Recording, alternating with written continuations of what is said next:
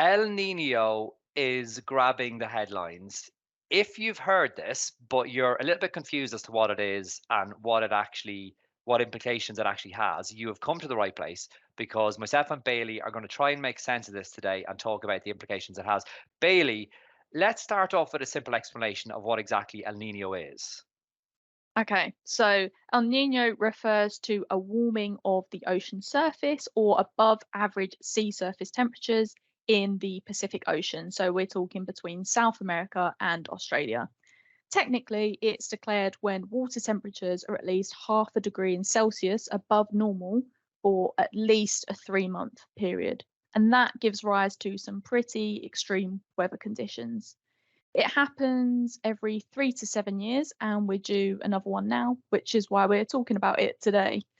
Currently, predictions show a 94% chance of it happening this year and a 56% chance of it being particularly strong, meaning a warming of 1.5 degrees Celsius. Okay. So warmer seawater, which gives rise to more extreme climate conditions. And as you say, it seems like it could be quite acute. It could be quite extreme in this case, and it's upon us. Okay, what does this mean for the weather in different areas? Will we all be impacted by this, or does the extreme weather manifest itself differently in different areas? It definitely differs by location. In Europe, there's not likely to be much of an impact.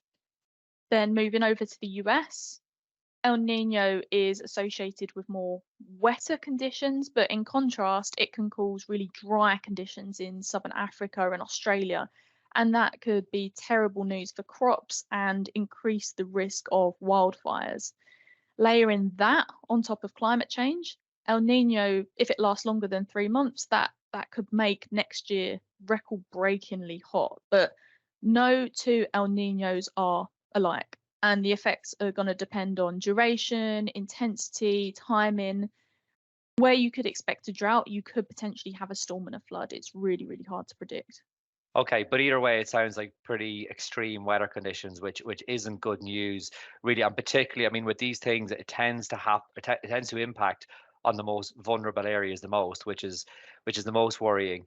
I mean, the only positive that I can take from this is that potentially it's a useful stress test for the likely extreme conditions that all climate scientists, etc., are predicting.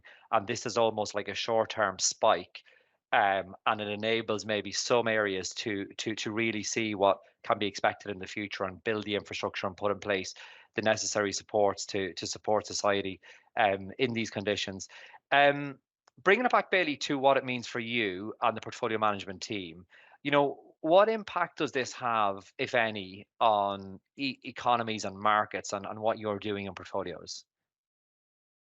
We know that the economic impact is likely to vary a lot by location, but to keep things really short, there's two things that we're looking at.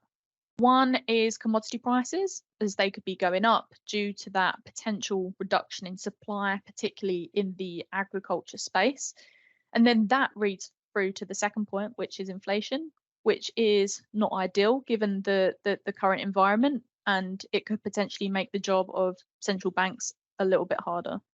Yeah, exactly. And not at a time when the last thing we need is more stimulus for inflation. Okay, so not a great news story in that case, but certainly one that we should be aware of. And I think it's really important, not just for the impacts on inflation, but obviously the broader, bigger societal issues that it highlights. A really interesting topic, Bailey. Very well explained.